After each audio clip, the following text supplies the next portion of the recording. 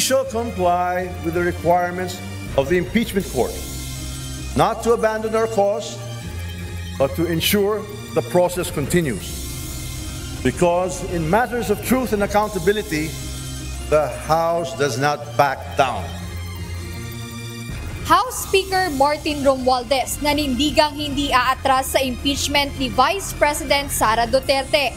House prosecutors tuloy ang paghahanda sa impeachment trial kahit nag-adjourn na ang Senado. Alamin natin ang totoo. Labanan ang mga kasinungalingan. Piliin natin maging tapat kahit walang nakakakita. Piliin natin na manindigan, lalo na kung may nagkakamali. Piliin natin ang pagkakaisa sa gitna ng pagkakaiba. Mga opisyal ng pamahalaan, hinimok ni Pangulong Ferdinand Marcos Jr. na harapin ang obligasyon sa bayan at tiniyak na mananagot ang umaabuso. Siguro sir, kailangan ko talaga sir ng financial. Dahil may dalawa pa rin akong anak na mag-aaral sa college. So hindi kakayanin ko sa farm lang. Mahina sir ang income sir. Mahina. Mahina ang production, mahina sale ng mga hayop. Ilang Pilipinong manggagawa mas pinipiling magtrabaho sa ibang bansa dahil sa hirap ng buhay. Hihintayin natin kung ano ang magiging aksyon ng ating kagalang-galang na Pangulo kung ito ay pipirmahan niya at magiging batas. 4 na taong termino ng barangay at sangguniang kabataan officials, aprobado na ng Kamara, BSKE. Posibleng sa November 2026 na maisasagawa.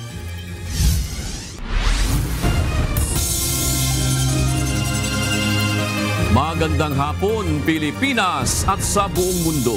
Tayo po ay sa bayang napapakinggan sa Radio La Verdad 1350, ang UNTV Radio.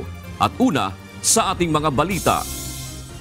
Formal nang nagtapos kahapon ng 3rd regular session ng Senado.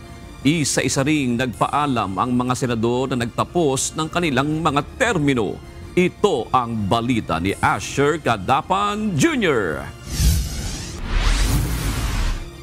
By virtue of the authority vested in me, I hereby declare the 3rd regular session of the 19th Congress of the Philippines on the part of the Senate adjourned sine die.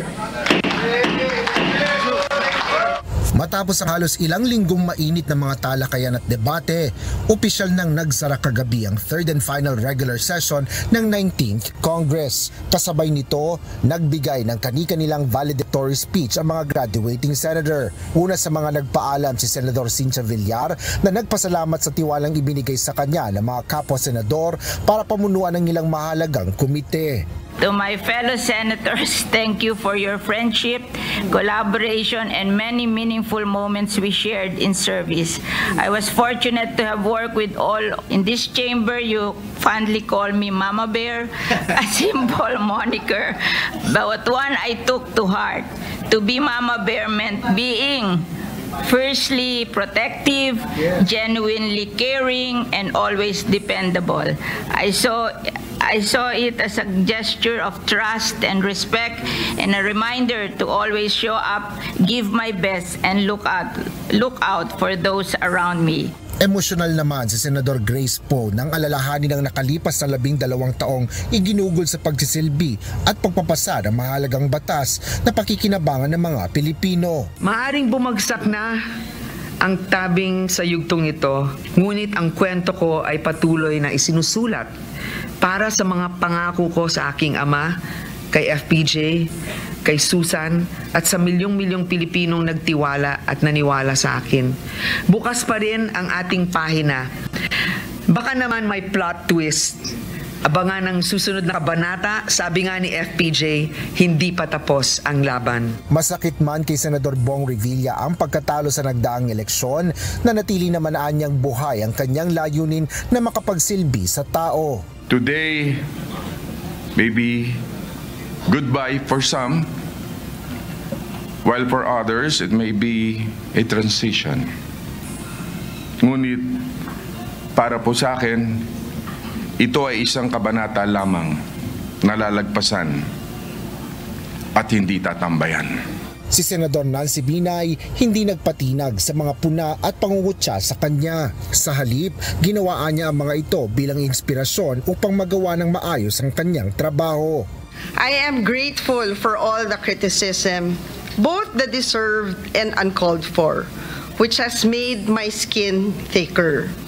We need thick skin in governance, not so we can remain callous to the people's pleas, but so that we can trudge forward and stay true to what we believe in, even when it is unpopular or against the dominant powers. Ibinili naman ni Senador Aquilino Coco Pimentel III sa mga maiiwang senador ang ilang mahalagang panukalang batas at sa gitna ng mainit na usapin sa impeachment, nagawa pa nitong magbiro sa kinahinatnan ng nasyabing paglilitis kay Vice President Sara Duterte. Marami akong lessons learned. For example, sana ko nagkamali, paano nyo kami nautakan, oh. Yes, paano nautakan ng majority ay minority. Tapos actually may pagkakamali kami na present kaming dalawa. Kung absent yung isa, meron sana kaming parliamentary maneuver na nagawa. Hindi naman nagbigay ng talumpati si outgoing Senator Francis Tolentino. I will not say goodbye to those who will not cross over to the 20th Congress unlike the impeachment. Instead, I will say, I will see you again. Hindi ako magpapaalam sa inyo. Ang sasabihin ko, hanggang sa muli nating pagkikita. Do not be strangers. We are just here, and I look forward to working with you in government, in the Senate, and anywhere in the name and in the service of the Filipino people. Asher Cadapan Jr., UNTV News and Rescue. Diyos ang aming sandigan, serbisyo publiko ang aming pinahalagahan. Patuloy na ipaglaban ang tinatamasang kalayaan ng Pilipinas. Ito ang sentro ng mensahe ni Pangulong Ferdinand Marcos Jr. sa pagunita sa ikasandaan at 27 anibersaryo ng deklarasyon ng kasarinlan ng bansa. Ito ang balita ni Nel Marie Buhok.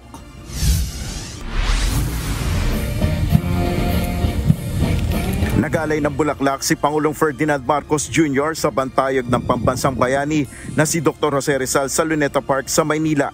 Ngayong araw, binigyang pugay ng Pangulo ang mga bayaning nagbuwis ng buhay para makamtan ang kalayaan ng bansa, kasabay ng selebrasyon ng ika-127 anibersaryo ng kalayaan ng Pilipinas. Sa kanyang talumpati, binigyan diin ni Pangulong Marcos ang halaga ng pagpapatuloy ng pangangalaga at pakikipaglaban para sa demokrasya at kalayaan. Ngunit ang kalayaan at ang demokrasya, tulad ng pag-ibig sa tinubuang lupa, kailangang inaalagaan, binabantayan at ipinaglalaban. Dahil ang totoong kalaban ng kalayaan ay ang pagiging manhid. Manhid sa hinain ng taong bayan, manhid sa kalagayan ng ating kapwa, manhid sa kapanganan ng ating bansa. Sa gitna ng kalayaan tinatamasa ng bansa, ayon sa Pangulo, naglipa na naman ang mga peking impormasyon o misinformation. Tinawag ito ng Pangulo na salot sa kalayaan. Sa kabilaan niya ng kampanya ng pamahalaan laban sa mga maling impormasyon, may ilan pa rin anyang naniniwala sa mga kasinungalingan. Nakakalungkot din na may ilan din sa ating mga kababayan ay pinipilit ang maling paniniwala para sa interes ng iba at hindi para sa kapakanan ng ating mga kababayan Pilipino. Maging mapanuri tayo lagi. Alamin natin ang totoo. Labanan ang mga kasinungalingan. Piliin natin maging tapat kahit walang nakakakita. Piliin natin na manindigan, lalo na kung may nagkakamali. Piliin natin ang pagkakaisa sa gitna ng pagkakaiba. Hinimok rin ni PBBM ang kanyang mga kapwa-opisyal na harapin ang mga pananagutan sa mamamayan, tugunan ang kanilang mga pangunahing pangangailangan. Tiniyak rin niya na mananagot ang mga umaabuso sa tungkulin sa pamahalaan. Tayong mga kagawad ng pamahalaan, mga tagapagmana ng kalayaan, Huwag nating sayangin ang pagkakataon at tiwalang ipinagkaloob sa atin.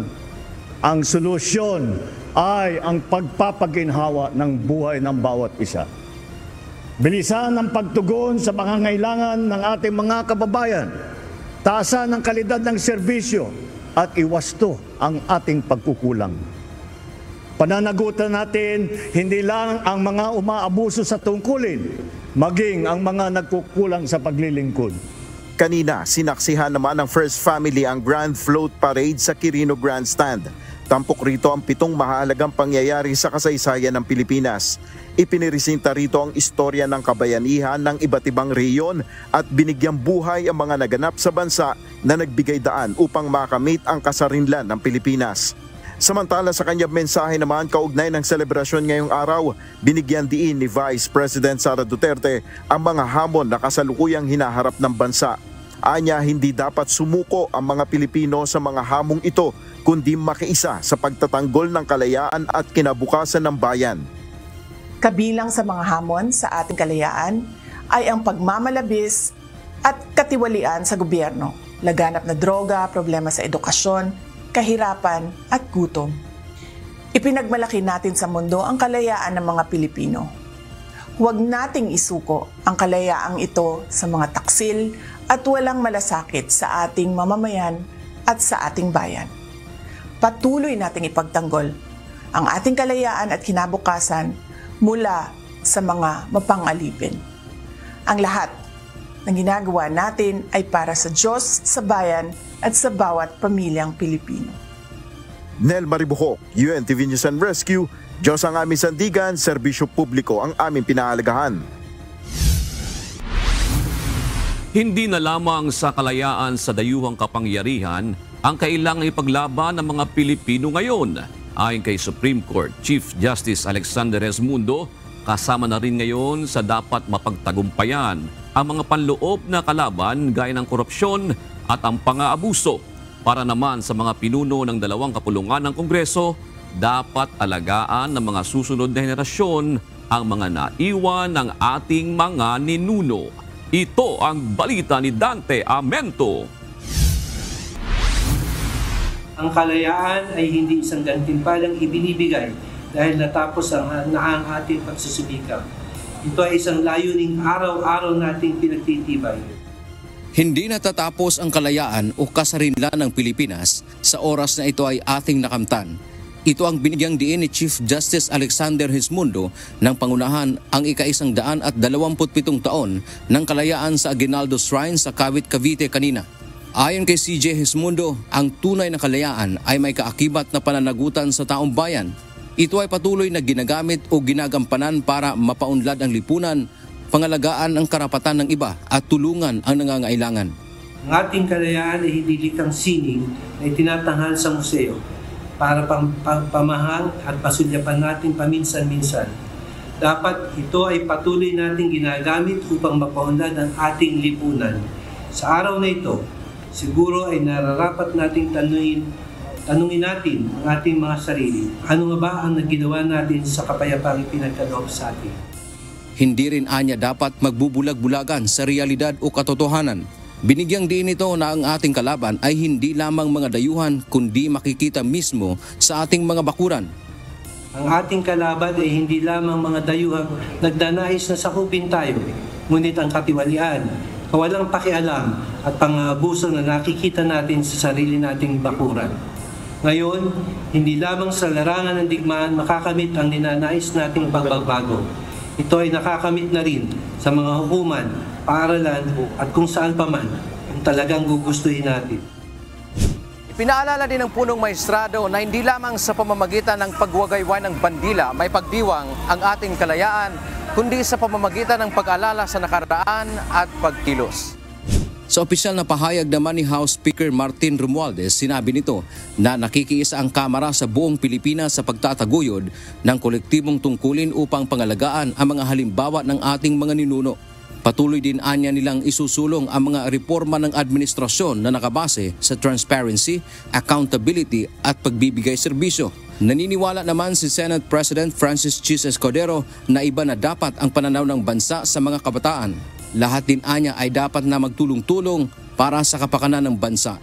Para sa akin, ang solusyon at ang hudyat para tuluyan na talaga ang maging paraiso ang Pilipinas at hindi pinabayaang paraiso ay kung ang bawat Pilipino lamang, bata man o matanda, bawat Pilipino lamang, mayaman man o mahirap, nakapag-aral o hindi, may itsura o wala, anuman ang kasarian, magkakaisa, magtutulong-tulong. Dante Amento, UNTV, News and Rescue. Diyos ang aming sandigan, serbisyo publiko ang aming pinahahalagahan.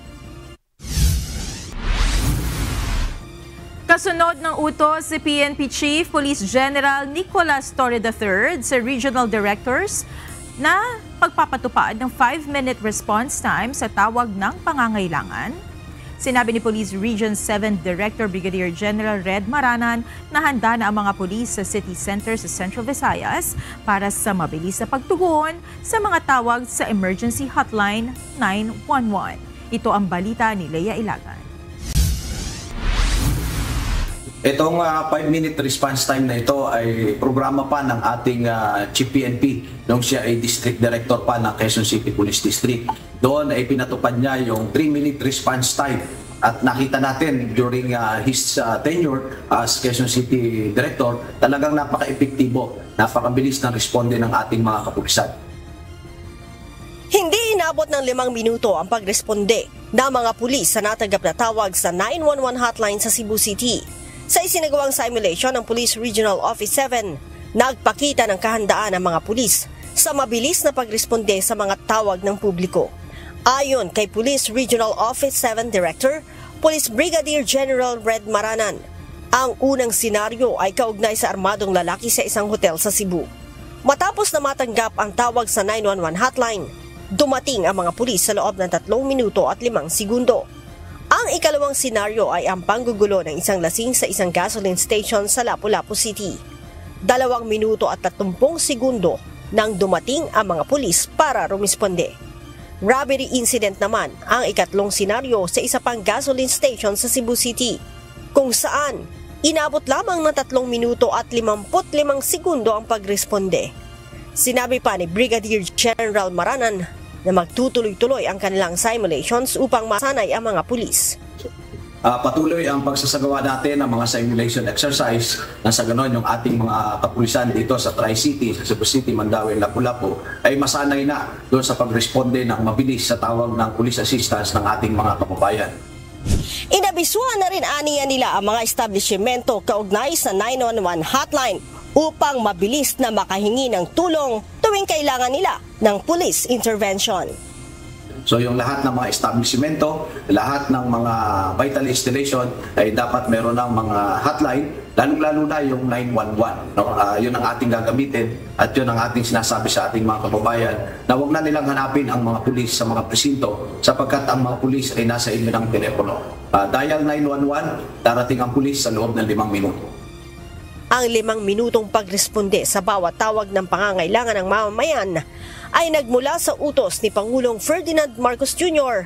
na iparamdam sa taong bayan ang presensya ng pulis para sa kanilang kaligtasan.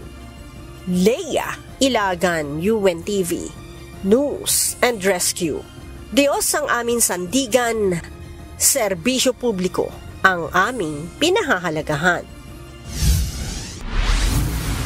Umabot sa 3,616 ang kabuang bilang ng mga naaresto dahil sa paglabag sa ipinatupad na nationwide gun ban. Sa datos ng PNP, nasa 3,702 na baril naman ang nakumpiska mula January 12 hanggang June 11, 2025. Pinakamarami sa mga naaresto ay mga sibilyan. Sinundan ito ng security guards, foreign nationals, PNP personnel, sundalo, at elected government officials. Mayroon ding CAFCUs, law enforcers, children in conflict with the law, communist terrorist group, at appointed government officials. Naitala naman sa Metro Manila ang pinakamataas na huli na nasa 1,271. Sinundan ito ng Region 3, Region 7, at Region 4A. Labis sa ikinabahala ni House Speaker Martin Romualdez ang pagbabalik sa kanila na Senado ng Articles of Impeachment. Kaugnay nito, pinag-uusapan na ng House Prosecution Panel kung ano ang kanilang magiging penal na tugon sa resolusyong ibinigay ng impeachment court. Ito ang balita ni Jed Teresina. We shall comply with the requirements of the impeachment court, not to abandon our cause, but to ensure the process continues. Because in matters of truth and accountability, the House does not back down. Hindi tatalikuran ng Kamara ang pagsusulong ng impeachment case ni Vice President Sara Duterte. Nanindigan si House Speaker Martin Romualdez na mananatili ang kanilang paninindigan pagdating dito hanggat magtagumpay ang proseso. Ayon sa mambabatas, kanilang susundin ang mga kinakailangan ng impeachment court. Hindi para talikuran ang kanilang layunin, kundi para masiguro ang maayos na pagpapatuloy nito. Binigyang diin din ni House Speaker Romualdez na ang kanilang ginagawa ay hindi isang political exercise, kundi ito ay kanilang constitutional duty. Dagdag pa niya sa kanyang talumpati kagabi na ito ay para sa kapakanan ng bawat Pilipinong umaasa sa malinis at tapat na pamamahala. This is not a political exercise. This is our constitutional duty. We act not for ourselves but for the nation. For every Filipino who hopes for clean, honest governance. For every citizen who still believes that public office is a public trust. In this House, we did not falter, we stood firm, because that is what the people deserve. Samantala nilinaw naman ni House Assistant Majority Leader at San Juan City Representative Isabel Maria Zamora na hindi kailangan ng special session ng impeachment court upang aksyonan ang anumang mosyon na ihahain. Hindi po kailangan ng special session ng impeachment court to act on matters that will be filed, motions that will be filed before the impeachment court. So the point is, tuloy-tuloy lang po ang proceedings in the impeachment court. Dagdag pa ni Congressman Zamora na bahagi rin ng House Prosecution Panel. Tuloy-tuloy ang kanilang paghahanda para sa nasabing trial. Sa ngayon, hindi pa naisusumite ng House of Representatives ang motion for clarification sa Senado. Ayon sa mambabatas, pag-uusapan pa ng House Panel ang kanilang magiging pinal na tugon sa resolusyong ibinigay ng impeachment court. Jed Teresina, UNTV News and Rescue. Diyos ang aming sandigan, serbisyo publiko ang aming pinahahalagahan. Maaaring gawin ng impeachment court anumang naisin nito ayon sa botohan. Ito ang sagot ni Senate President Francis Chis Escudero sa gitna ng mga batikos sa Senado na unconstitutional umano ang mga hakbang na ginawa nito kaugnay na impeachment case si Vice President Sara Duterte. Sinagot din ng senador ang isyong planado umano ang pagbalik ng articles of impeachment sa Kamara. Ito ang balita ni Asher Cadapan Jr. Yan ang pasya ng impeachment court bilang mga taga-usig. Dapat nilang galangin at sundin yun. Papareho din sa parte ni VP Sara. Dapat galangin at sundin din niya yung summons na iniso ng impeachment court. Iginiit ni Senate President Francis Chis Escudero ang kapangyarihan ng impeachment court na binubuo ng senator judges sa ibabaw ng Kamara na kumakatawa naman bilang prosecutors. Ito ay sa gitna ng mga pagbatikos sa Senado kaugnay sa paghawak nito ng impeachment case ni Vice President Sara Duterte. Partikular sa desisyon na inilabas ng impeachment court ay ang pagbalik ng articles of impeachment sa House of Representatives. Gayon din ang paghingi ng sertifikasyon mula sa lower chamber na hindi nila nilabag ang one-year ban sa pagsampa ng impeachment case alinsunod sa konstitusyon. May ilang nagsasabi na unconstitutional o labag sa saligang batas ang mga hakbang na ito ng impeachment judges. Sui generis ang impeachment court. Nakalagay din yun sa rules of court. Sui generis means it's a class of its own. Pwedeng gawin ng impeachment court anumang ninanais gawin ito ayon sa botohan. At kung may hindi man sumasang-ayon, malaya silang pwedeng iakyat sa Korte Suprema yan at hantayin natin magpasa ang Korte Suprema. Pero hindi naman dahil opinion ng isang congressman o dalawang congressman o tatlo o isang senador, dalawa o tatlo na unconstitutional ito, automatic magiging unconstitutional yun.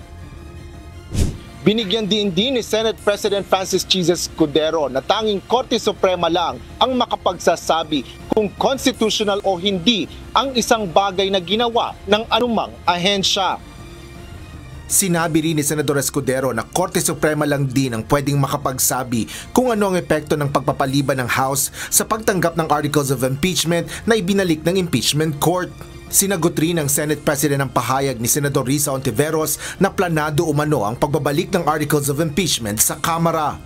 Pati yung pag-init ng ulo ng ilang mga mambabatas, tagal na pinag-usapan namin at nakita nyo ilang beses kami nagbotohan halos.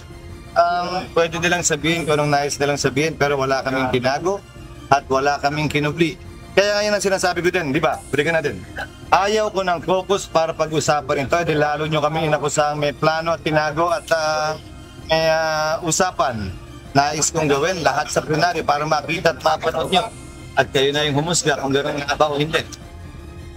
Nilinaw naman ng mambabatas na impeachment court ang magpapasya kung kailan sila magko-convene para talakayin ang mga tugon ng Kamara sa kanilang mga kahilingan. Sa huli, nanindigan ito na nananatiling sa July pa ang aktual na paglilitis kay VP Sara. Kasabay ito ng pagsisimula ng mga sesyon ng 20th Congress kasama ang mga bagong hanay ng Senator Judges. Asher Cadapan Jr., UNTV News and Rescue. Diyos ang aming sandigan, serbisyo publiko ang aming pinahalagahan. Narito naman ang mga balita sa iba't ibang panig ng mundo na ihahatid ng ating global correspondent na si Maven Feliso mula sa Perth, Australia.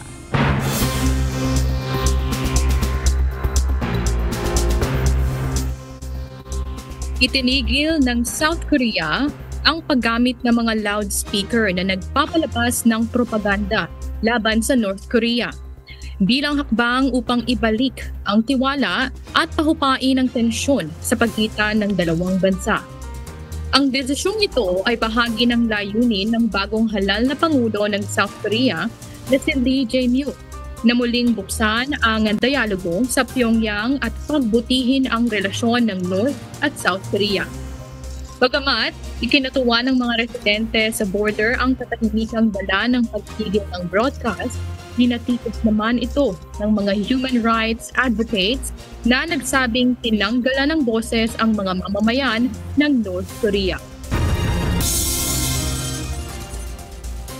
Inilikas na ng US ang mayorya ng diplomat nito sa Iraq. Ito ay matapos magbanta ang Iran Defense Minister ng pag-atake sa US bases sa rehiyon sakaling hindi magtagumpay ang negosasyon sa pagitan ng Estados Unidos at Iran patungkol sa nuclear capabilities ng bansa. Pinahintulot din ni US Defense Secretary ang voluntary departure ng mga military dependents sa buong Middle East. Hindi na umano kumpiyansa ang US President na maaabot ang isang kasunduan kasama ang Iran. Nakiusap ang mga mayor sa Southern California na itigil ang military-style raid ng immigration enforcers sa mga syudad ng estado. Ayon sa kanila, nagdudulot na ito ng takot at karamihan ng mamamayan at makaapekto sa ekonomiya ng bansa. Ito ang balita ni Carmela Miranda. So we started off by hearing the administration wanted to go after violent felons, gang members, drug dealers. But when you raid Home Depots and workplaces, when you tear parents and children apart, and when you run armored caravans through our streets, you're not trying to keep anyone safe. You're trying to cause fear and panic. Nangangamba ang mga mayor ng Southern California na mauwi sa labis na karahasan at gulo ang isinagawang illegal migrant crackdown ng pamahalaan. Kasunod ito ng pagde-deploy ng mga armadong sundalo. Kaya pakiusap nila kay US President Donald Trump itigil na ang immigration raids sa mga syudad na anilay nagdudulot ng matinding takot sa mga residente sa rehiyon. Daan-daang illegal, kabilang ang ilang legal immigrants na ang na-detain ng immigration enforcers sa Southern California mula pa noong June 6. Nanindigan naman ng Trump administration na rioters at kriminal ang kanilang hinuhuli at magpapatuloy ang mga raids sa buong bansa.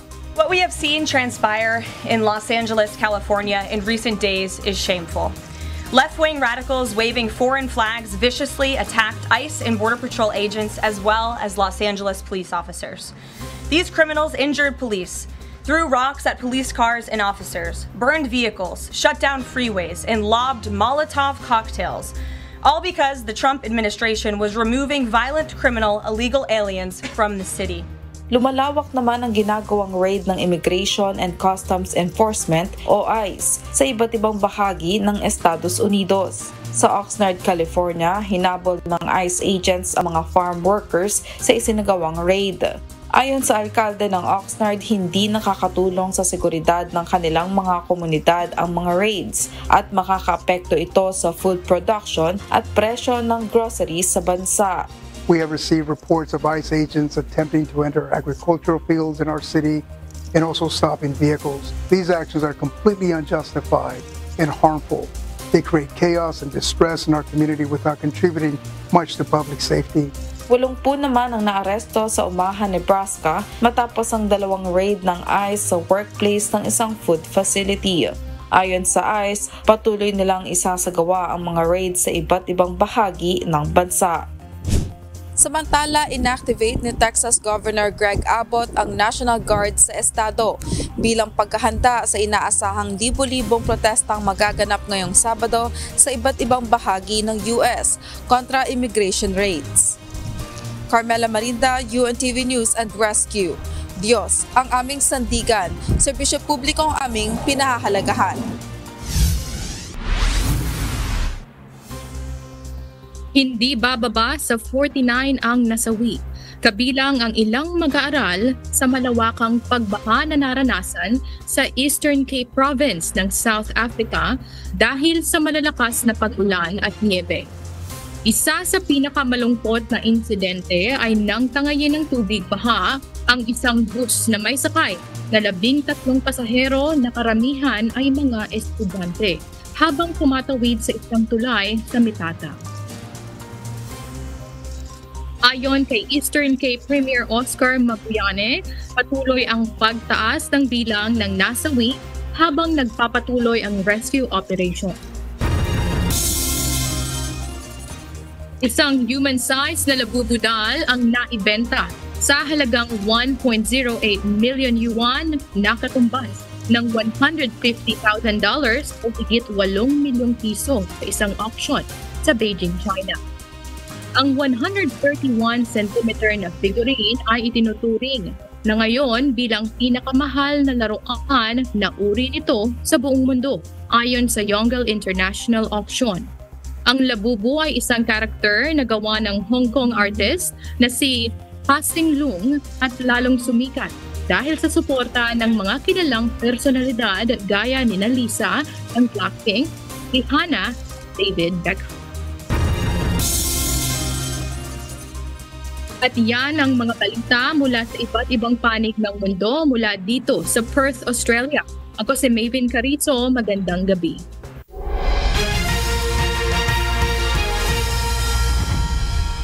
Sugatan ng isang lalaki nang sumemplang ang kanilang sinasakyang motorsiklo sa Bohol.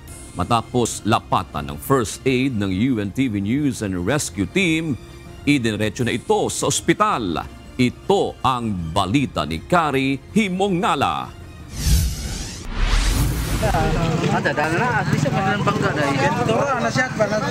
Kitang-kita ng UNTV News and Rescue Team ang pagtumba ng isang motorsiklo sakay ang 3 lalaki sa Ubay, Bohol. Nangyari ang aksidente sa Purok 6 Barangay Lumangog, Ubay, alas 2:30 ng hapon, June 11. Naka-standby duty malapit sa lugar ang grupo kaya agad nilapitan ng team ang biktima at sinuri agad ang kalagayan nito. Nagtamo ng hiwa sa kanang daliri, sugat sa kanang binti at gasgas sa kaliwang siko ang 14 anyos na pasyente.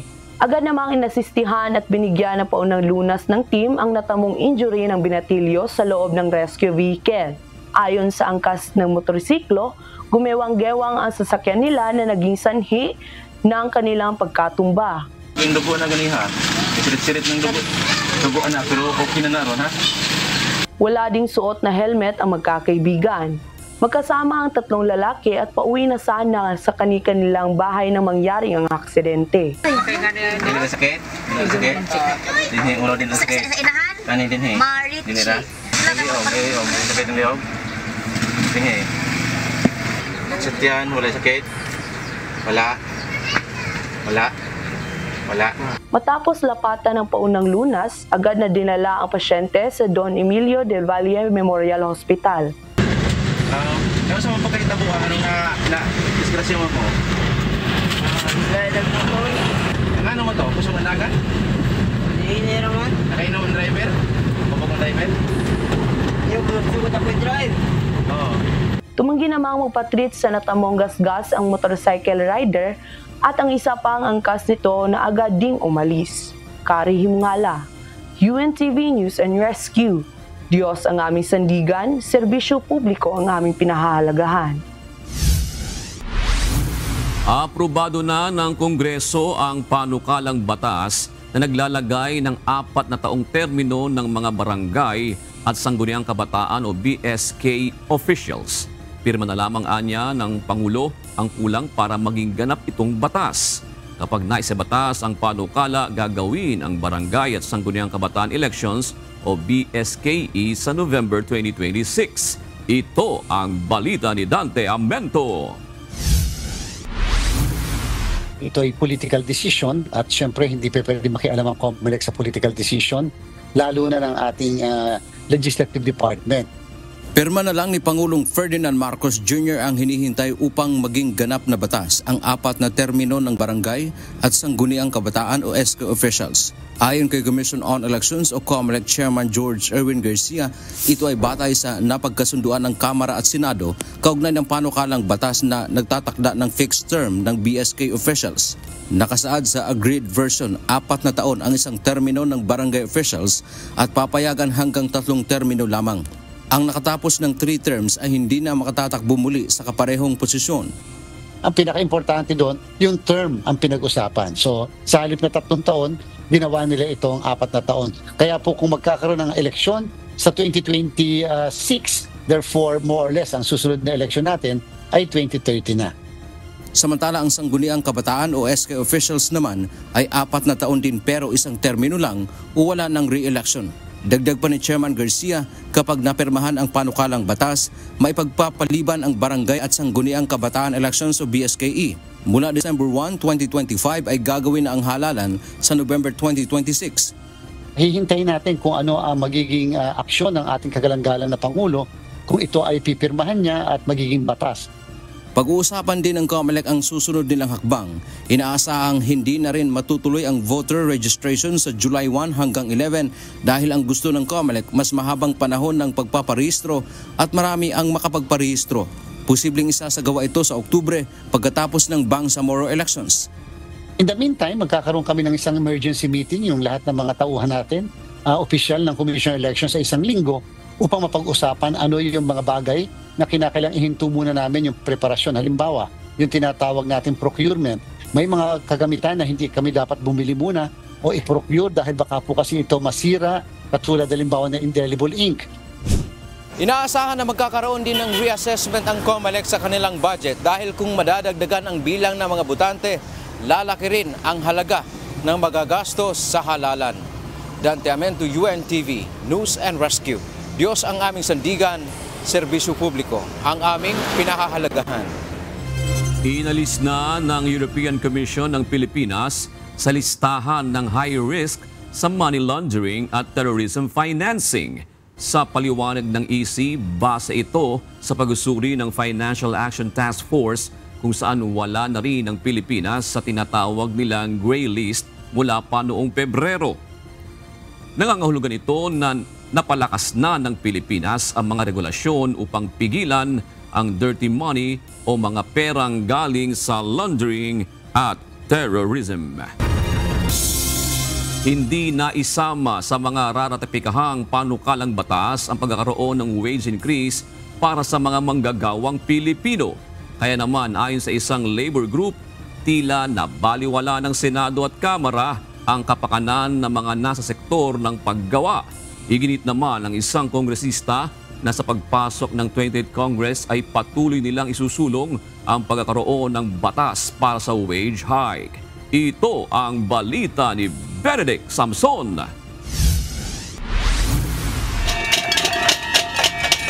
Kasabay ng paggunita sa ika-127 araw ng kalayaan ng Pilipinas ngayong araw, sama-samang nagpatunog ng kaldero ang Nagkaisa Labor Coalition Group sa isinagawang kilos protesta sa Boy Scout Circle sa Quezon City kaninang umaga. Kinokondena nila ang anilay bigong pagsasabatas ng wage increase para sa mga manggagawang Pilipino. Steps away na lang dapat, no? Mag-meeting yung Bicameral Conference Committee, magkasundo, i-reconcile yung kanilang magkakaibang version dahil ang version sa legislated wage hike ay between 100 pesos sa Senate at 200 sa House of Representatives. So walang reconciliation na nangyari at alam nating lahat na kapag walang reconciliation, walang makakarating sa Malacanang na reconciled version at therefore walang magiging batas. Dahil dito, tila nabaliwalaan niya ng mataas at mababang kapulungan ng Kongreso ang kapakanan ng mga manggagawang Pilipino. Kaya sa aming pananaw, ito ay malaki at malinaw na kataksilan ng liderato ng parehong Kongreso, ng Senado at ng Kamara. Yan ang pinakamalinaw.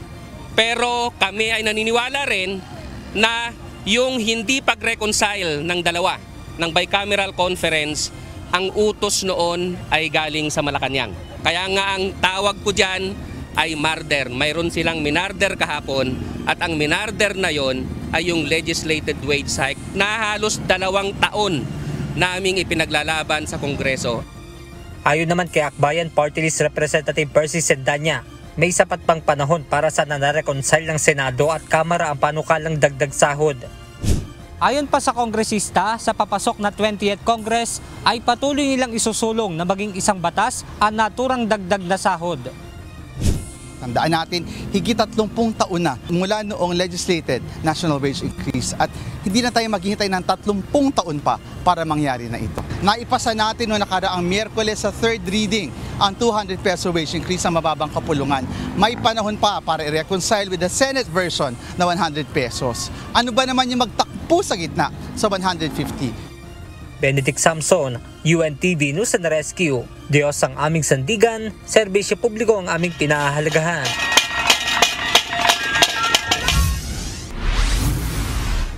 Pinatay umano ng Senado ang panukalang batas para sa 200 pisong aumento sa sahod. Ayon kay House of Representatives spokesperson Attorney Princess Abante, dahil hindi inaksyonan ng Senado ang panukalang batas bago pa matapos ang 19th Congress, nawalan umano ng pagkakataon ng mga manggagawa na madagdagan ng arawang kita. Let's not sugarcoat it. The Senate killed the 200 peso wage hike bill. Last night was the final session of the 19th Congress. No BICAM, no compromise, no wage hike. And the reason is simple. Ayaw ng Senado makipag-usap. Iginiit pa ni Attorney Abante, hindi nagpabaya sa isyung ito ang House of Representatives dahil nakahanda naman silang humarap kung nagkaroon ng bicameral conference kaugnay ng panukalang batas. Ginawa namin ang aming trabaho. Pero ang Senado, iniwan sa ere ang manggagawa. This is not the end. Hindi bariya ang kailangan ng mga manggagawa. Ang kailangan nila, sahod na makatao, sahod na makatarungan. The House stands with labor and we will keep fighting. Wala pang reaksyon ng Senado sa bagong pahayag na ito ng Kamara. Pinangangabahan ng maraming Filipino job seekers sa mga naglipa ng trabaho na iniaalok online dahil sa patuloy na pagdami ng job scams.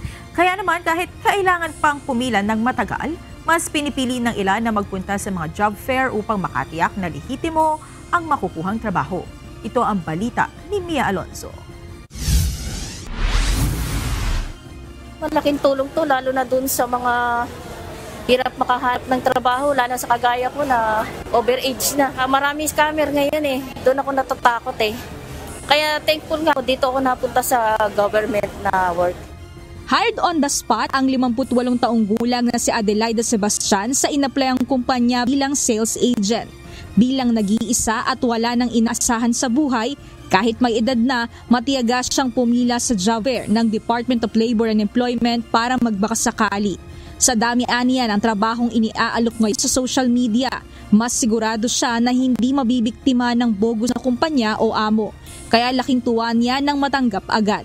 Thankful ako, at least ngayon may inaasahan akong mapapasukan ko. Si Roylin Habalya naman na minsan nang nabiktima ng job scam online, natakot nang magtiwala. Minsan na aniyang naranasang magbayad sa isang na-applyang kumpanya, ngunit wala naman palang trabahong aasahan. Ang gulog, parang hirap paghanap na ba ngayon kasi ang daming scammer, ang daming nakapost sa Facebook or kahit saan po meron hiring. Ang dami pong napuntahan ng resume ko. Kaya naman excited siya nang malamang tanggap agad siya bilang isang sales clerk. Napakalaking bagay aniya ito bilang isang single mother na nagtataguyod ng kanyang mga anak. Ayon sa DOLE, sa 100 na mga aplikante, 15% sa mga ito ay agad na na-hire on the spot. Samantalang yung mga matitira naman o yung mga tinatawag na near hires ay maaari pa rin naman na makabalik para sa iba pang job opportunities na ino-offer ng DOLE. Hindi man po sila pinalad o nakabilang doon po sa HATS, ay meron pong binibigyan pa po sila ng oportunidad na ma-hire sa pamamagitan po ng pag-submit pa ng ibang dokumento, pag-undergo pa ng ibang proseso ng hiring. Sa pagdiriwang ng ika-127 araw ng kalayaan, binuksan ng Department of Labor and Employment o DOLE ang nasa 49 na job sites sa buong bansa at 16 sa mga ito ay nasa NCR. Ayon kay DOLE Undersecretary and Officer in Charge Benjo Benavides, sinisikap din nila na mapababa ang underemployment rate sa bansa, bunsod ng naging bahagyang pagtaas nito sa pamamagitan ng pagpaparami ng mga job opportunities na may magandang sahod na maaaring pasukan ng mga naghahanap ng trabaho. Samantala, nagbigay din ng pahayag ang opisyal kaugnay ng pagbasura ng 200 aumento sa sahod. Well, alam niyo po sa pagdidesisyon ng mga ganitong bagay, kailangan nating tingnan kung ano po yung mga epekto. Una sa ekonomiya, ganun din of course sa pangangailangan na rin ng ating mga kababayan. Sa batas po, tinitingnan lagi yung criteria kung kailangan bang magtaas at magkano ang pwedeng itaas. So mas alam po ng mga miyembro po ng RTWPBs at mas alam din po ng Kongreso ng Senado yung mga datos na yon para po sila po ay makapagbigay ng isang desisyon o kaya panukalang batas patungkol po sa wage increase. Aniya, ang magiging commitment na lang ng ahensya sa mga nalungkot dahil sa hindi natuloy na dagdag sahod ay ang implementasyon ng mga umiiral na batas. Kaya naman aniya titiyakin ng DOLE na patuloy ang inspeksyon sa mga kumpanya at pagpapatupad ng mga labor law at labor rules standards and regulation sa kapakanan ng mga manggagawa. Mia Alonso, UNTV News and Rescue. Diyos ang aming sandigan, serbisyo publiko ang aming pinahahalagahan. Dinagsa ng ating mga kababayang nais magtrabaho sa ibang bansa ang isinagawang mega job fair ng Department of Migrant Workers sa isang mall sa Ortigas Center sa Quezon City. Ilan sa mga aplikante ay nais magtrabaho sa abroad upang makahanap ng mas magandang buhay at malaking sahod. Ito ang balita ni Ryan Lacalale. Factory worker, yan. O kahit na lang cleaner, okay na.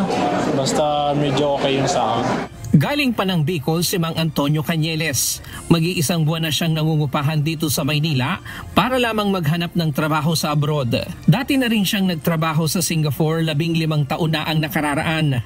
Nag-local employment at natingga noong pandemya, kaya umuwi ng probinsya para magsaka. Siguro sir, kailangan mo talaga sir ng financial malaki. Dahil may dalawa pa rin akong anak na mag-aaral sa college.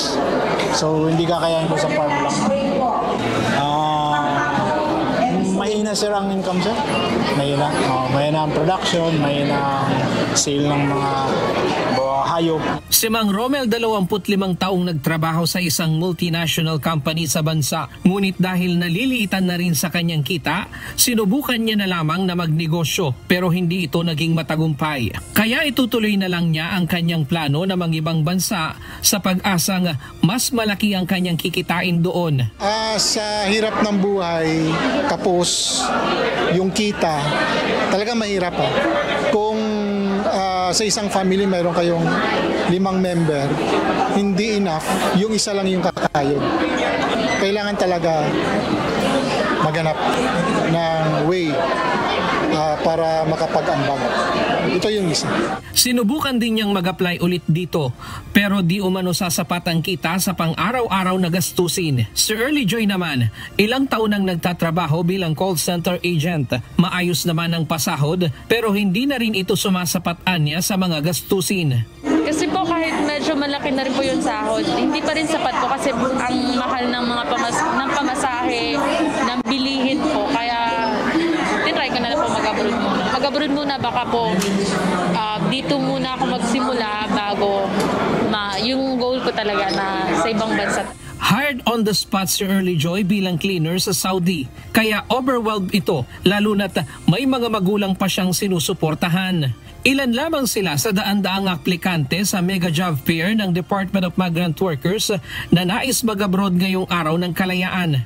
Ayon kay Department of Migrant Workers Hans Leo Kakdak, hindi man masyadong marami ang mga naitatalang hard on the spot sa mga ganitong job fair abroad. Pero higit sa 50% ang nabibigyan ng pagkakataon hanggang maiproseso ang kanilang mga requirements. In a job fair, I would say more than 50% are being asked to return or be processed for further interview or submission of requirements. So, yun ang pinangahawakan namin na more than 50% of the applicants today will get another chance by being interviewed or submit further requirements. Titignan pa ng mga recruitment agencies nila kung talaga ba sila ay karapat-dapat. Nasa 3,630 ang job vacancy mula sa 10 licensed recruitment agencies na lumahok sa job fair. Nurse, caregivers, factory workers, cleaners, restaurant workers, general cook, heavy truck driver, construction worker, hairdresser, pipefitter, mechanics, machine operators ay ilan lamang sa mga trabahong iniaalok. Sila ay ide-deploy sa 16 na bansa gaya ng US, Japan, Kingdom of Saudi Arabia, Poland, Austria, United Kingdom, Indonesia, Australia, United Arab Emirates, Germany, Macau, Virgin Island, Guam, Slovakia, Lithuania at Papua New Guinea. Sa kabila ng lumalaking demand ng mga Pilipinong manggagawa sa ibang bansa, pagtitiyak ng Department of Migrant Workers, mayroong pa rin sapat na manpower para sa mga industriya sa bansa. Yan ang isang na-observe ko na hindi na masyado papasok yung usapin na tinatawag na brain drain o maubos yung workforce natin kasi meron naman tayong supply ng mga kaukulang demand din sa abroad. Hindi na katulad dati na highly technical o professional ang skill set. On the other hand, hindi na rin yung mga lower skill sets such as domestic workers. Tamang-tama lang, katamtaman lang na skill set in such a way na hindi naman din tayo maubusan ng workers dito. Ryan Lacanlale, UNTV News and Rescue. Diyos ang aming sandigan, serbisyo publiko ang aming pinahahalagahan. Halos 100% ng tapos ang batasan station ng MRT-7 sa Quezon City. Ayon sa Department of Transportation o DOTR, nakahanda na ang mga pasilidad dito gaya ng turnstile gates, ticket counters at train platforms. Inaasahan na masasakyan ng mga pasahero ang mga tren ng MRT-7 sa 2027 mula sa mga istasyon nito sa North EDSA hanggang sa Caloocan City. Nasa 600,000 na mga pasahero ang kaya nitong isakay kada araw. Ilunsad na ng Armed Forces of the Philippines o AFP ang BRP Raha Sulaiman sa South Korea kahapon. Ito ang kauna-unahang offshore patrol vessel ng AFP na bahagi ng commitment ng Sandatahang Lakas na palakasin ang pagbabantay sa soberanya ng bansa at defense modernization. Ipinangalan ito sa isang native Filipino leader na lumaban sa mga dayuhang mananakop noon pang pre-colonial period.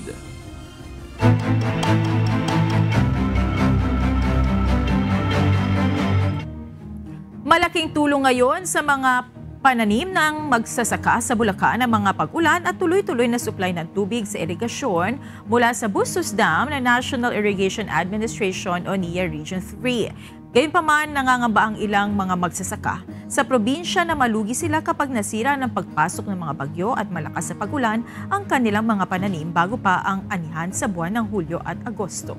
Ito ang balita ni Nestor Torres. Noong nakaraan, problema tubig dahil nga pagkakasira ng dam. Ngayon, bastante na kasi tulong ng ulan at saka nagpapadaloy na ngayon ng konti-unti ang NIA. Ngayon nararanasan na ang tag-ulan at naayos na ang nasirang rubber gate ng Bustos Dam.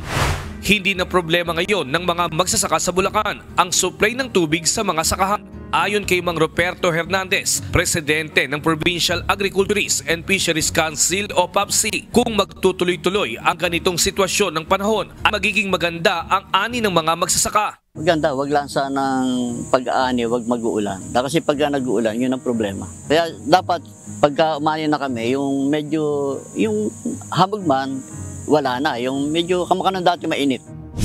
Pinangangambahan ngayon ng mga magsasaka sa Barangay Santissima na baka masira ang kanilang mga pananim na palay na nasa 20 hektarya bago pa mag-harvest season sa unang linggo ng Agosto. Naalagaan naman ng ulan yung aming palay. Kaya medyo maganda naman ang naging forma ng aming palay. Kaya lang ang inaano lang namin dito, yung sa bagyo naman yun, kung kami mapabagyo rin sa malapit ng anihin o sumasapaw yung aming kasalukuyang ang palay namin sumasapaw, doon lang kami nangangamba. Ayon naman kay Mang Roberto, sakaling masira ng bagyo ang kanilang pananim, mayroon namang aasahang tulong mula sa pamahalaan ang mga kasapi ng mga magsasaka sa kanilang samahan. Pag nasira ang palay tungkol sa bagyo, pupuntahan naman ng yung para nagka-classifier, yung nag-estimate kung gaano kalaki ang damage, kung 50%, 90%. Pag 90%, malaki yung nakukuha ng magsasaka. Ano lang yun, para lang kung sa kuwan pampalubag loob, pambili mo ng binhi, konting pataba. Samantala, sa 500 na magsasaka sa probinsya, 70% o 350 na magsasaka lang ang nakapagtanim sa third cropping period. Patuloy pa rin umaasa at nananalangin ang mga magsasaka na hindi masira ng bagyo ang kanilang mga pananim. Nestor Torres, UNTV News and Rescue. Diyos ang aming sandigan, serbisyo publiko ang aming pinahahalagahan. Sinuspindi na ng Land Transportation Office, Region 8, ang driver's license ng driver ng van na sumalpok sa poste ng ilaw sa Tacloban City na ikinasawi ng 2 pasahero. Isang watawat naman na gawa sa puto ang itinampok sa Cagayan de Oro City sa kanilang pakikiisa sa ika-127 araw ng kasarinlan. At sa Iloilo City, magsisimula ng maglagay ng waste traps ang pamahalaang lungsod upang masala ang mga basura papunta sa ilog. Ito ang balita ni JP Nunez. Sa Tacloban City, inisyuhan na ng show cause order ng Land Transportation Office, Region 8 ang driver ng van sa madugong trahedya noong June 10 na ikinasawi ng ilang individual. Pinatawan ng suspensyon ang lisensya ng driver at pinagpapaliwanag ito kung bakit hindi dapat ma-revoke ang kanyang driver's license dahil sa reckless driving at pagiging improper person to operate a motor vehicle. Mapaparusahan din ang driver nito dahil sa ginawang pagtakas na labag sa Republic Act 4136 o ang Land Transportation and Traffic Code. Sa Cagayan de Oro City, isang Philippine flag na gawa sa puto ang itinampok ng lungsod bilang paggunita sa ika-127 na taon ng Araw ng Kalayaan ng Pilipinas. Makikitang nakapattern ang kulay ng mga puto sa kulay ng watawat ng Pilipinas. Pinanahan ni Cagayan de Oro City Mayor Rolando Clarex Uy ang kabuuan ng programa kaninang umaga. Kasama ang Philippine Army 4th Infantry Division, Bureau of Fire Protection, CDO City Police Office at iba pang mga opisyal. At sa Iloilo City, magsisimula ng maglagay ng waste traps ang pamahalaang lungsod sa mga boundary ng barangay sa kahabaan ng Iloilo River at kalapit na mga creek. Layo nito na matukoy kung aling village ang nagtatapon ng mga solid waste patungo sa mga daanan ng tubig. Ayon sa Iloilo City General Service Office, ipatatawag nila ang mga barangay officials upang ipaalam na ang kanilang nasa sakupan ang nagtatapon ng mga basura. Batay sa kanilang record, mula sa dating 300 kilograms umakyat sa 700 kilograms ang mga nakokolektang basura sa drainage system kada araw. JP Nunez, UNTV, News and Rescue. Diyos ang aming sandigan, serbisyo publiko ang aming pinahahalagahan. Southwest monsoon o hanging habagat at low pressure area ang dahilan ng mga pag-ulan sa malaking bahagi ng bansa ngayong araw at maging bukas. Ang iba pang update sa ulat panahon, ihahati ni John Manalo, ang weather specialist ng DOST Pag-asa. Tuluyan ng lumayo sa ating bansa yung tropical storm Butip na ating binabantayan noong mga nakaraang araw. Dahil yung development niya na maging isang bagyo ay hindi nangyari sa loob ng Philippine Area of Responsibility, ay hindi natin siya binigyan ng local name at nananatili na zero o wala pa ring bagyo na pumapasok sa ating bansa ngayong 2025. Itong low pressure area na binabantayan natin ngayon ay sa kasalukuyan na nasa 200 km north ng Itbayat, Batanes. Nakikita natin na yung propagation o yung movement niya o yung pagkilos niya ay papunta sa northwest, papunta sa bansang Taiwan. Inaasahan natin na magde-develop siya into tropical depression sa susunod na 12 hours. Pero kapag hindi siya nag-develop sa loob ng 12 oras ay magiging hindi na favorable. Magiging mas maliit na yung chance niya na maging ganap na bagyo dahil sa mga conditions, halimbawa yung pagtama niya sa kalupaan ng Taiwan. Samantala, patuloy pa rin yung epekto ng southwest monsoon. Itong habagat ay patuloy na magdadala ng mga kaulapan at pag-ulan sa western part ng Luzon at ng Visayas. Particular na dito sa Pangasinan, sa Zambales at sa Occidental Mindoro. Itong mga pag-ulan sa mga nabanggit natin na lugar ay patuloy na maaaring magdala ng mga pagbaha at pagguho ng lupa. Dahil saturated or basa na yung mga kaulapan natin, mas tumataas yung tsansa ng mga pagbaha at pagguho ng lupa. Kaya gusto nating paalalahanan yung mga kababayan natin, lalo na yung mga nakatira sa mountainous area. At sa atin naman, sa Metro Manila, ay magdala tayo ng payong dahil posible pa rin yung mga pag-ulan sa hapon, lalo na kapag pauwi tayo. At kapote naman sa mga nagmomotor. Para naman sa forecast natin bukas, dahil sa epekto ng southwest monsoon, pero dahil hina ito, ang magiging maulap na lang na kalangitan at maulan ay sa Lawag, dito sa probinsya ng Lawag. At magiging maulap naman na may kasamang mga pag-ulan dito sa Batanes dahil naman sa epekto ng low pressure area. Sa natitirang bahagi ng Luzon ay magiging maaliwalas na ang ating kalangitan, magiging mas mainit at mas konti yung mga pag-ulan.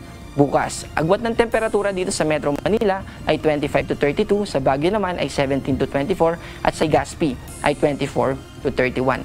Dito sa Palawan, sa Visayas at sa Mindanao, patuloy din na makakaranas tayo ng maaliwalas na kalangitan. Opo, mas konti yung mga pag-ulan at mas maliwalas at mas maalinsangan. Pero nandun pa rin yung tsansa ng mga localized thunderstorm.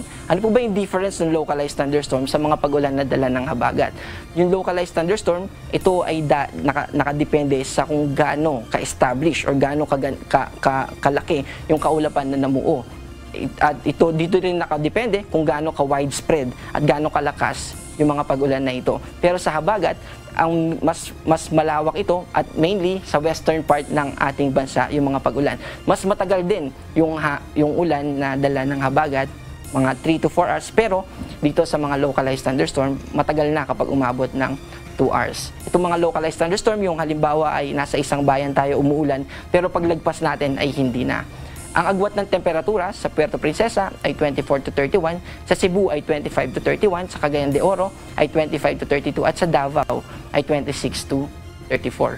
Meron po tayong nakataas na rainfall advisory at inaabisuhan natin yung ating mga kababayan dito sa Batanes at Cagayan dahil sa epekto ng low pressure area at dito naman sa Pangasinan, sa Zambales, sa Bataan at Occidental Mindoro dahil sa epekto ng habagat. Maaari silang makaranas ng 50 to 100 mm at ito ay posibleng magdulot ng mga pagbaha at pagguho ng lupa, lalo na sa mga low-lying areas o kapag nakatira tayo sa mountainous areas para naman sa mga pagguho ng lupa.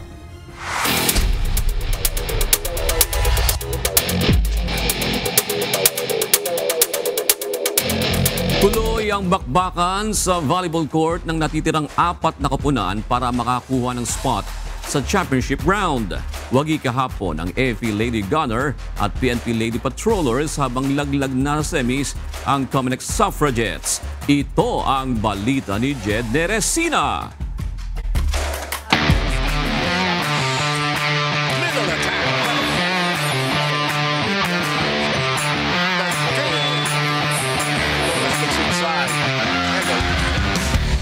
Isang makapigil hiningang laro ang naganap kahapon sa Paco Arena sa Maynila, kung saan sa Game 1, nagtapat ang AFP Lady Gunner at Comelec Suffragettes. Nagpakitang lakas at determinasyon ng Lady Gunner na matagumpay na nakuha ang kanilang unang panalo sa semis. Sa unang 2 set, dominado ng AFP Lady Gunner ang laro at parehong nagtapos sa score na 25-20. Ngunit lumaban pa ang Comelec sa ikatlong set, 25-21, pero hindi na nagpabitin pa ang AFP at tinapos na ang game sa score na 25-23. Nasa back-to-back champions ngayon ang momentum para sa susunod na laro sa semis. Block, but Captain Flag, Oliveros, got down on the cross. Matindi rin ang laban kahapon ng PNP Lady Patrollers at BFP Lady Firefighters. Sa unang set, nakuha ito ng Lady Patrollers, 25-22. Ngunit bumawi ang Lady Firefighters sa ikalawang set sa parehong score. Pero hindi na nagpatalo pa ang PNP sa mga sumunod na set at kinuha ito sa scores na 25-15 at 25-23. Super masaya po kasi napakadikit ng laban eh. So parang yung excitement, yung joy na nararamdaman namin kasi talaga makikita mo na talaga nandun yung effort ng bawat isa. Comeback stronger naman ang siniguro ng team captain ng Lady Firefighters na si Fire Officer Tugang Abeliana. Magre-restart lang po kami as a team. Tapos babalik kami na malakas naman. With the help of our Lord, syempre po. Don't miss the action ngayong semi-finals ng UNTV Volleyball League Season 3. Abangan ang susunod na match schedule sa darating na linggo, June 15, live pa rin sa Paco Arena sa Maynila. Maghaharap sa Game 1 ang BFP Lady Firefighters at AFP Lady Gunner. Comelec Suffragettes laban sa PNP Lady Patrollers naman sa Game 2. Mapapanood din ito via live streaming sa UNTV Sports Facebook page at YouTube channel. Jed Neresina, UNTV News and Rescue. Diyos ang aming sandigan, serbisyo publiko ang aming pinahahalagahan.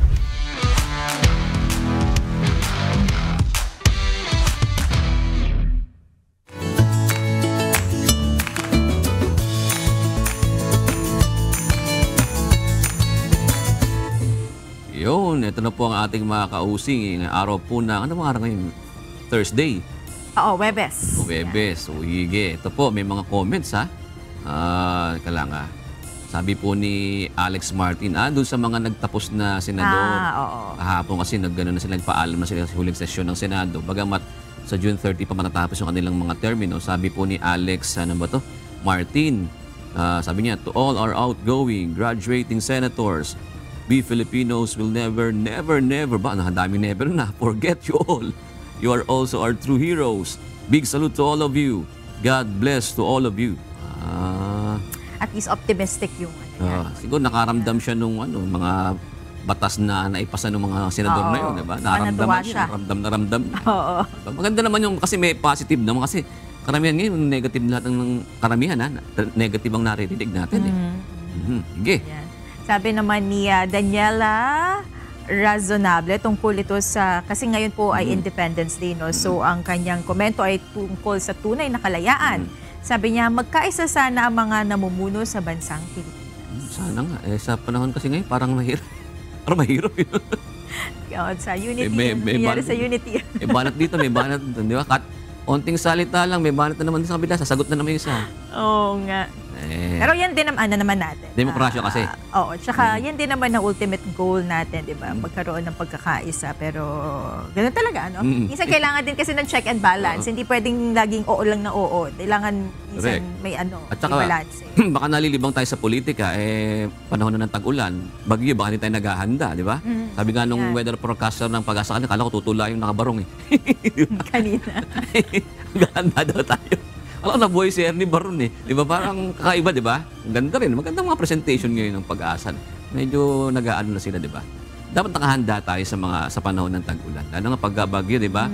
Nung nakaraan taon ba yun, yung nagkabiglaan sa may Batangas? Yung nag-landslide, di ba? Bumaha ng malaking baha. Yes. Oo, Nung nakaraan taon yun Oo, yung Pipito ba yun? Yung hindi sanay sila na magkaganon sa kanila. Nasira yung tulay doon sa may bandang lagpasan ba yun? Laurel, no? Laurel. So, yun. So, climate change mahirap ang natin. Mahirap, kumbaga, pag hindi tayo nakahanda. Yan. Tsaka sana wag tayong, kumbaga, wag yung reactive lang. Yung kapag nandyan lang, tsaka lang tayo magre-react. Paghandaan po natin. Sabi nga ko, dapat proactive. Proactive. Sige. So, mag-shoutout na tayo, June. Sige. Salamat po, shoutout kina Janet Carranza Camero, kay Perna Price, hindi po kay Arminda Julieza. Maraming salamat din kay Abar Datu Kali, Cesar Iriarte at Vir Tawataw.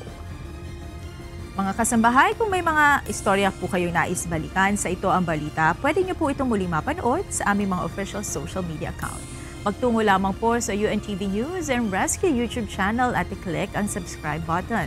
Gayon din sa aming Facebook, Instagram, X at TikTok accounts. Mapapanood nyo rin po rito ang iba pang news programs ng UNTV, pati na ang iba pang video ng nag-iisang public service channel. Kaya subscribe, like, and share.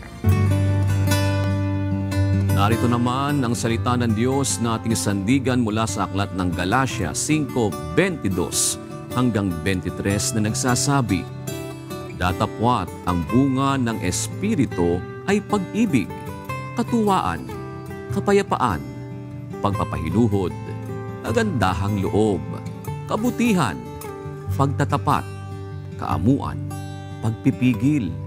Laban sa mga gayong bagay ay walang kautusan.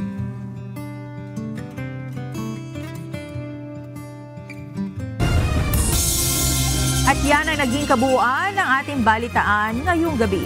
Aming inilahad ng buong katapatan kung paano namin nasaksihan. Kayo po'y makapagtitiwala na ang aming nakita at narinig, ang aming ibinabalita. At dito po sa UNTV, Diyos ang aming sandigan, serbisyo publiko ang aming pinahahalagahan. Magandang gabi po.